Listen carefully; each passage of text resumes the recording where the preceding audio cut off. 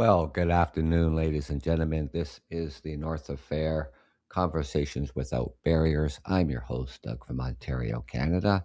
Here we are, beginning of a brand new week. It is Monday at 3:30 p.m. here on the 19th of January.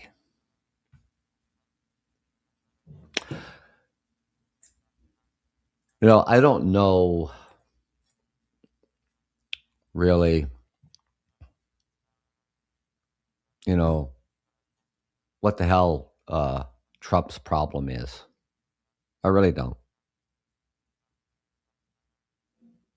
And today, across other news media and outlets, it has been confirmed. Multiple major outlets report that the United States will impose new tariffs on 8 European countries until a deal is reached for what Trump calls the complete and total purchase of Greenland. And according to the reporting about Trump's 10% tariff starting on February 1st, Denmark, Norway, Sweden, France, Germany, the UK, the Netherlands, and Finland. And then tariffs will rise to 20% on June the 1st if no deal is reached for the United States to buy Greenland. Trump explicitly stated that tariffs remain until such time as a deal is reached. Well, that deal is never going to be reached, Trump, period, for a complete and total purchase of Greenland. The tariffs apply to even those countries that are NATO allies and longstanding U.S. partners. This is not speculation, it's documented. The European reaction and the leaders respond with a joint statement warning of a dangerous downward spiral. Full solidarity with Denmark and Greenland. Emergency EU meetings to coordinate retaliation. Consideration of the EU's anti-corrosion instrument, the economics bazooka against the United States suppliers. France, Germany, Sweden, Norway, Finland, and the UK have all condemned the move. Denmark's position still is and always will be and is not ever going to change. Greenland is not for sale. Terrorist threats are unacceptable. Disputes between allies must be handled through dialogue, not coercion. The United States imposing escalating tariffs on 8 European allies until they agree to negotiate the sale of Greenland. This is just absolutely fucking ridiculous. Right? Trump did claim that NATO has been telling Denmark for 20 years to get Russia threat away from Greenland, but there is no evidence in any reporting that NATO ever issued such a warning.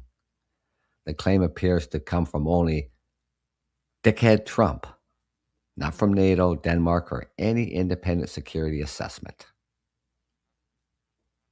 What Trump actually said across multiple outlets, NATO has been telling Denmark for 20 years that you have to get the Russian threat away from Greenland. This is his justification for tariffs on 8 European allies, pressure to buy Greenland, claims of Russia's threat in the Arctic. But there is no reporting, shows no NATO official backing this. What NATO has actually said about Greenland across all the articles. No NATO spokesman confirms Trump's claim. No NATO document is cited. No NATO leader has ever publicly stated Denmark failed to remove a Russian threat from Greenland. Instead, European officials repeatedly say Greenland is already covered by NATO's collective defense. There is no Russian threat requiring special action. Denmark and Europe reject the claim. Europe leaders called Trump's statement unacceptable, completely false, damaging to transatlantic relationships. Denmark has increased Arctic readiness, cooperated fully with NATO, hosted joint exercises, maintained the U.S. base that is in Greenland. None of this is just a 20-year-old NATO warning. Independent experts say the threat doesn't exist. Experts say Trump's warnings don't match reality. Donald Trump doesn't fucking match reality. Greenland is not under Russian threat. the United States already has full military access under the 1951 treaty. This direct contradicts Trump's narrative. Why Trump is saying it, based on the reporting, the 20-year-old NATO warning appears to be a justification for tariffs, a pretext for pressuring Denmark, a narrative to support U.S. control of Greenland, a way to frame Denmark as negligent. But no NATO source supports that claim. Donald Trump keeps piling shit on the pile of shit that he already has. So there is no evidence NATO's ever told Denmark to get the Russian threat away from Greenland. This claim only exists in Trump's mind, in his warped, demented mind, not in NATO statements, not in Danish records, and not in any independent security analyst. This is a political narrative, not a document NATO position. Trump is openly threatening U.S. allies and dragging NATO into a Greenland crisis. And the reporting confirms he now tied his Greenland demands directly to his anger over not receiving the Nobel Peace Prize. Multiple outlets show that, so that he told Norway Prime Minister that because he was snubbed, he no longer feels an obligation to think that purely of peace, and is escalating pressure on Europe instead. Below is a clean, structured breakdown. Trump is threatening NATO allies over Greenland. Trump is opposing 10% tariffs on 8 NATO allies starting February 1st and rising to 25% in June until they agree to negotiate the U.S. purchase of Greenland. He warned that NATO should do something for the United States. Yeah, fuck you, Trump, because he has done more for NATO, not likely, than any other person. He claims Denmark cannot protect Greenland, and the only complete and total control of Greenland will secure the world. He has questions Denmark's right to own Greenland at all, saying it only is because a boat landed there hundreds of years ago. This is how uneducated he really is. And the European leaders have responded in a unified front, calling the threats blackmail, unacceptable, and dangerous for the alliance. And Trump explicitly tied his Greenland escalation to the Nobel Peace Prize snub. This is not speculation. It's directly quoted in the reporting. In a message to the Norway Prime Minister, Trump wrote, "Since your country decided not to give me the Nobel Peace Prize, I no longer feel an obligation to think purely of peace." Then he immediately linked this to Greenland. The world is not secure unless we have complete and total control of Greenland. Norway's Prime Minister confirmed the message publicly. This is unprecedented. A U.S. president tying military and economic threats against allies to a personal grievance over an award. Well, poor baby, you didn't get the Nobel Peace Prize. Somebody had to come in and just hand it to you. Doesn't make you the recipient, because the original recipient stays the original recipient. But he's just fucking boo-hooing because he didn't get the Nobel Peace Prize and claiming he solved 8 wars. He can't even solve his own fucking problems in his own country. He hasn't solved 8 of nothing. And the NATO allies are alarmed and pushing back. Norway, Finland, Denmark, the United Kingdom, Germany, France, Sweden, and the Netherlands all condemn the threats. They sent a joint message urging de-escalation. They reminded Trump that the Nobel Peace Prize is awarded by an independent committee, not the Norwegian government. See, this is how fucking stupid Trump is. The man is just right off his rocker. History.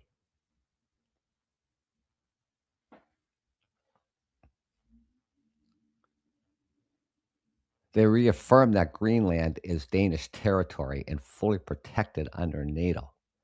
NATO officials have also emphasized Greenland is already secure under Article 5. There is no Russian or Chinese threat requiring U.S. takeover. Trump's claims don't match reality. Fucking anything he says doesn't fucking match reality. Why this is so destabilizing, the reporting paints a clear picture. Trump using tariffs as coercion against allies. This is the first time a U.S. president has used economic warfare against NATO partners to force a territorial concession. He is linking foreign policy to personal grievances.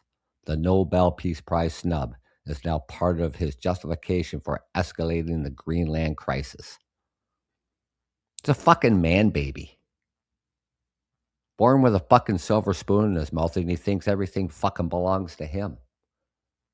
That he's got fucking dibs on everything. Everything has got to be handed to Donald Trump and nobody else because, oh, I was born with a silver spoon in my mouth. What the fuck ever. He's questioning his legitimacy of Denmark's sovereignty. This undermines the core principle of NATO, respect for members' territory. European leaders warned this could trigger the most serious alliance crisis since NATO's founding.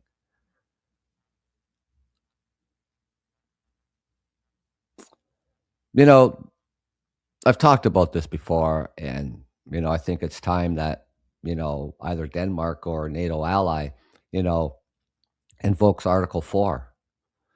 And why Article 4 is now justified. Article 4 is triggered when a member of political independence or security is threatened. It doesn't just require an attack. It only requires that a member feels his sovereignty or security is under threat.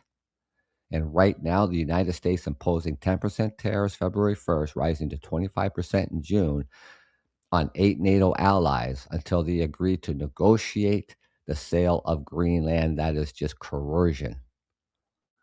Denmark and Greenland sovereignty is being directly challenged. European warns this is destabilizing the alliance. This is exactly the kind of pressure Article 4 was designed for. And Denmark's sovereignty is being coerced. The joint statement from Denmark, Finland, France, Germany, the Netherlands, Norway, Sweden, and the United Kingdom say we stand fully solidarity with the Kingdom of Denmark and the people of Greenland. And so does Canada. Tariff threats undermine transatlantic relationships and a risk of dangerous downward spiral. NATO allies are already acting like Article 4 is on the table. And the reporting shows 7 NATO allies issued a coordinated warning. Emergency EU meetings are underway. European militaries have increased Arctic coordination. Denmark has conducted defensive exercises with allies. The United States is linking tariffs to territorial acquisition. Tariffs remain full until such time a deal is reached for the complete and total purchase of Greenland. As though he's not, he thinks he just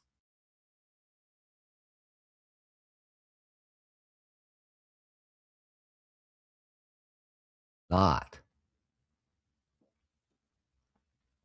This is coercion against the NATO members' territory, something the alliance has never faced internally.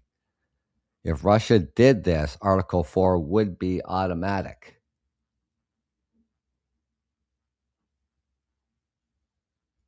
If NATO cannot respond when another member uses economic warfare against 8 others to force a terror concession, then Article 4 becomes meaningless. Article 5 becomes questionable. The alliance core principle sovereignty collapses. This is why European leaders are warning of a dangerous downward spiral.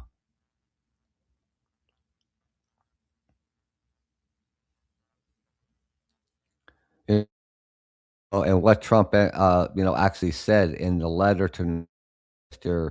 Jonas Gahr Store, Trump wrote, "Considering your country decided not to give me the Nobel Peace Prize, I no longer feel an obligation to think purely of peace."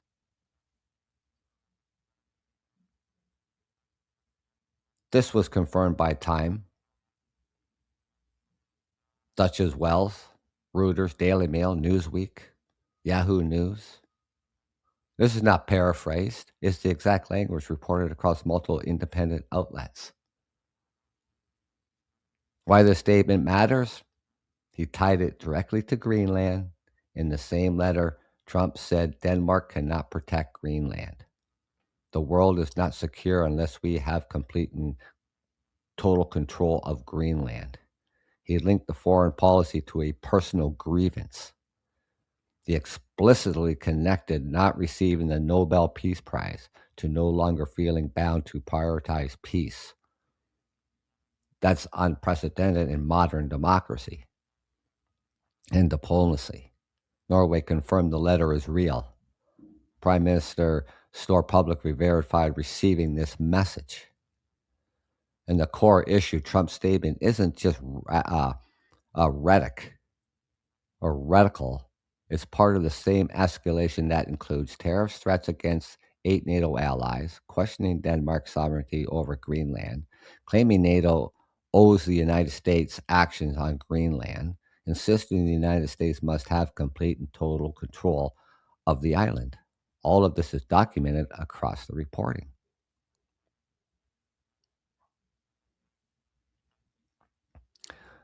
Once again,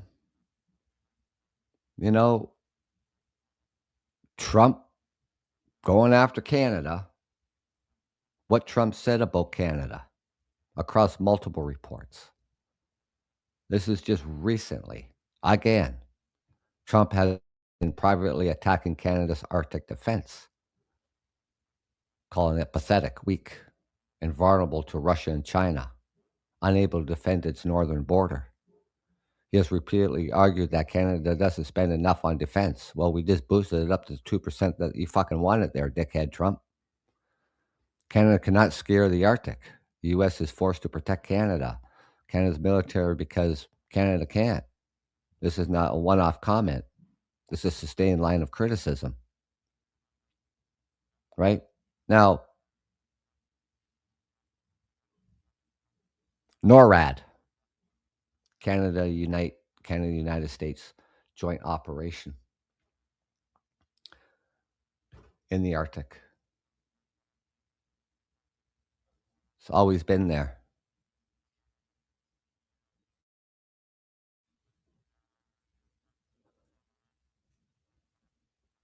When the prime minister was visiting with the dickhead Trump standing next to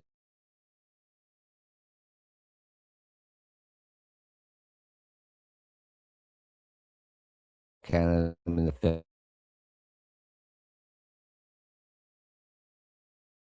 are linking Canada's weakness to its push to acquire Greenland, arguing that Canada's Arctic is undefended. Greenland must be under U.S. control for regional security. And again, we have NORAD, joint operations with the United States, early warning detections, radar, all over.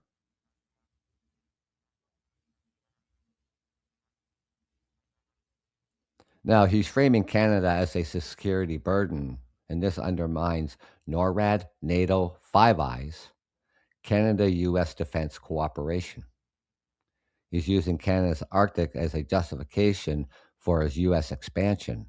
The reporting shows his team is using Canada's weakness to justify U.S. dominance in the Arctic, U.S. control of Greenland, a broader Western Hemisphere strategy that sidelines allies. It's part of a larger pattern of threats.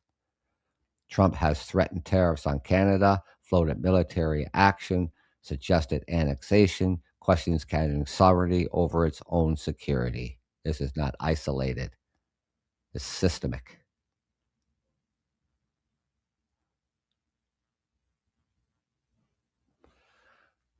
Just all this,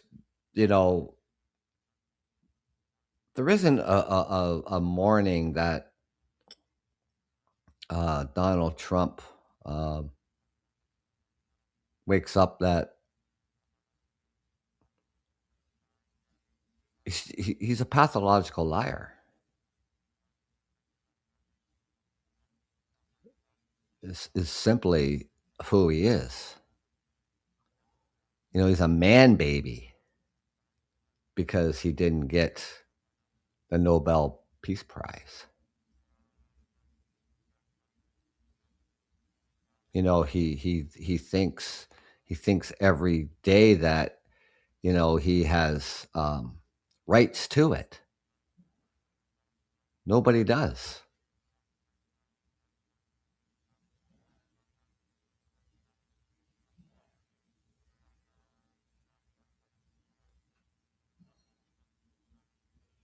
But he just thinks he's entitled, and he's entitled to everything. All right, so back to I had to go through all that today, beginning of this segment, because it's pathetic. It's sadly pathetic. So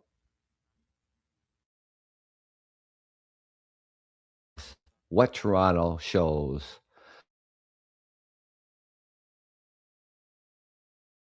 missing winter plan for the homeless.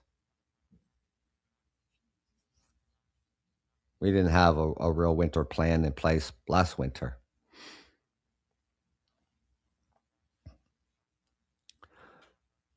We're going to take a hard, honest look at the winter homelessness in London, Ontario, and what's happened when a city enters winter without a real plan.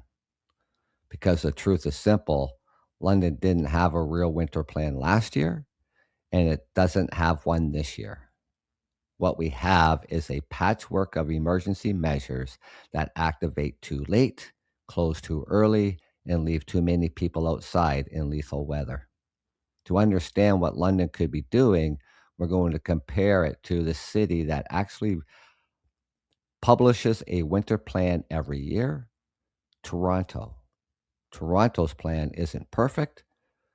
People still, get left outside, but it's written, funded, automatic, and predictable. London doesn't have anything close to that. So we're going to walk through what Toronto does, what London doesn't, and what real winter response would look like in the city that takes survival seriously, and what London calls a winter plan. London talks about having a winter plan, but what we actually have is a list of possible actions the city might take if conditions get bad enough and if staff are available. Here's what it looks like in practice. And I know because I live in the city. A tiered system on paper, high activation threshold, warning spaces that open late, daytime only centers, no guaranteed overnight space, no guaranteed 24/7 low barrier option, emergency beds open only after pressure, outreach teams stretched thin, no predictable transport, no surge staffing, no multi-year funding. This isn't a winter plan, it's improv. What happened last year? Last year's winter exposed the cracks. Warming centers opened late in the season, hours were inconsistent, some spaces closed early, people were turned away. Carling Heights opened only after agency begged for help. Outreach teams forced people with frostbite. Outreach teams found people with frostbite and hypothermia. This was no citywide coordination, no guaranteed overnight space, no predictable communication. This wasn't a winter plan. It was a crisis management. What is happening this winter? And in this winter, the pattern is repeated. The thresholds are still too high. Spaces still aren't guaranteed. There is still no 24/7 low barrier option, no automatic activation, no citywide transport, no medical triage, no surge capacity, no predictable communication. London improved the language, but not the outcomes. Toronto's winter plan, what it actually includes. Toronto released a full winter service plan every single year. It's public, it's detailed, it's funded, it's predictable. Here's what Toronto's plans includes: 1,275 additional winter spaces, 24/7 winter respite sites from November 15th to April the 15th, warming centers that activate at -5 Celsius, surge capacity during extreme cold, expanded outreach teams, 262 extra daytime drop-in hours weekly, hundreds of supportive housing units opening during winter. This is what a real plan looks like: predictable, funded, and coordinated. Toronto's plan still isn't enough. Meaning, Toronto is the most populated city, in all of Canada, somewhere of over 3 million people. 10,000 plus homelessness in the city. Has the highest population of the homeless in all across Canada. But they still, they still have a plan, and unfortunately, it still isn't enough. But let's be clear, because Toronto plan, I mean, it's not perfect. Even with all of this, 114 callers per day can't be matched to shelter space. Warming centers overflow. Families wait days for placement. People still sleep outside. Outreach teams still find people in distress. But the Toronto system is bigger, but the crisis is bigger too. The point isn't that Toronto has solved winter homelessness. The point is that Toronto has a system and London doesn't. Comparing the homeless population, well, here's the comparison, because it's unavoidable. Toronto has over 10,000 plus people experience homelessness. More than 3,000 sleep outdoors or in encampments. London has 2,000 people experience homelessness. Between 600 and 800 are unsheltered. Toronto numbers are larger, but Toronto is a city of 3 million. London is a city of 420,000. Proportionately, London's unsheltered homelessness rate is one of the highest in Canada. And yet, Toronto has a winter plan scaled to its crisis. London does not. That's the structural difference. And what a real winter plan would look like in London: automatic cold weather spaces open, -10 overnight spaces open, -15 below, 24/7 emergency capacity, no turnaways. No politics, no debate, automatic. And believe me, these next few days in the beginning of this week, it is going to be even daytimes high of 15 below Celsius. It is going to be nasty cold. Guarantee 24/7 low barrier space. Spaces that accept couples, pets, belongings, people who use substances. No one forced outside at 9 p.m. Enough capacity for everyone outside. Not first come, first serve. Enough beds, mats, cots for the actual number of people outside. The outreach as a core infrastructure, proactive encampment checks, survival gear distribution, overdose prevention, transport coordination. Shuttles, transit, clear routes, medical and harm reduction support, frostbite checks, hypothermia screening, wound care, overdose protection. Pre-signed surge locations, community centers, churches, gyms, arenas, all with cots, blankets, staffing plans, and food. A multi-year funding. No one-off grants, not emergency motions, a stable winter response budget. This is what a real winter plan looks like in a city that takes survival seriously.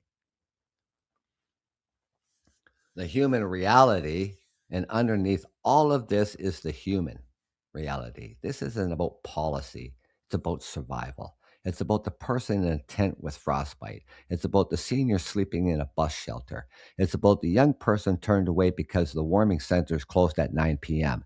It's about the ouch worker that who finds someone frozen in their sleep. This is not abstract. This is life and death. Toronto's homelessness crisis is larger, but their winter plan is built to match the scale of the problem. It's not perfect, far from it, but it's written, funded, automatic, and predictable. It's a system. London's crisis is smaller in absolute numbers, but proportionately one of the worst in the country. And our winter response doesn't come close to matching the scale of our crisis. We don't have a system. We have an improv. We have last minute decisions, emergency motions, and volunteers doing the work of a city.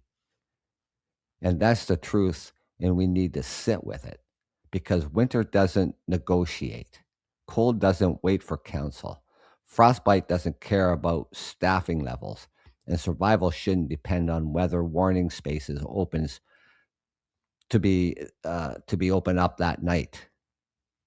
And a real winter plan is not charity. It's not seasonal. It's not optional. It's life, safety, infrastructure. And Toronto shows what's possible when a city treats winter survival as a responsibility. And London shows what happens when the city treats it as an afterthought. And until London builds a real winter response, one that is predictable, funded, automatic, and scaled to the size of the crisis, winter will keep exposing the cracks in our system, and people will keep paying the price. Because the measure of winter plan isn't how it looks on paper; it's how many people make it. It's about how many people make it to the spring.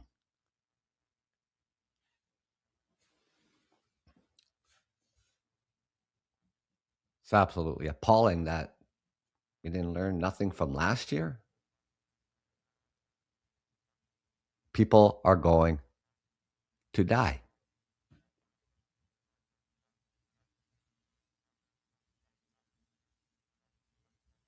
As they did last year and again this winter. Last week, we had a snowstorm come through, the first significant snowfall of 2026, over 1.5 feet. Blistering temperatures.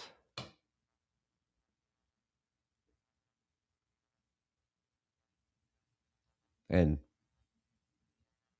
people left out in the cold. They knew the storm was coming. And yet the response will just drag our heels. We should have had these centers already open, all ready to go.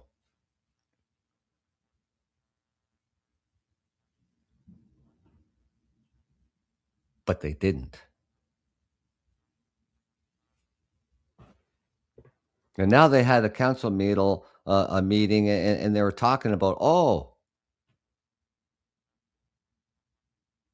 yes, we should have had a quicker response. Yes, we should have these 24/7 respite centers open.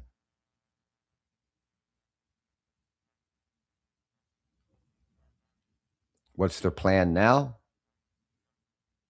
I don't know. I really don't know. It's just a wait and see. I mean, the temperatures, right now it's minus 10 Celsius with a wind chill of minus 21 Celsius. And when we look at the hourly tonight, by 12 a.m., It's going to be minus 15 with a wind chill factor of 30 below.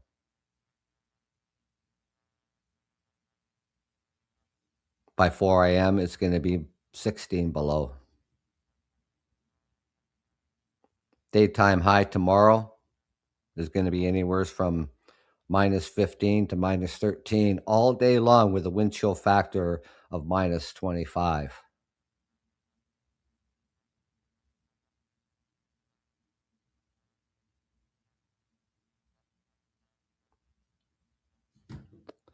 And this is why we need these centers open 24/7.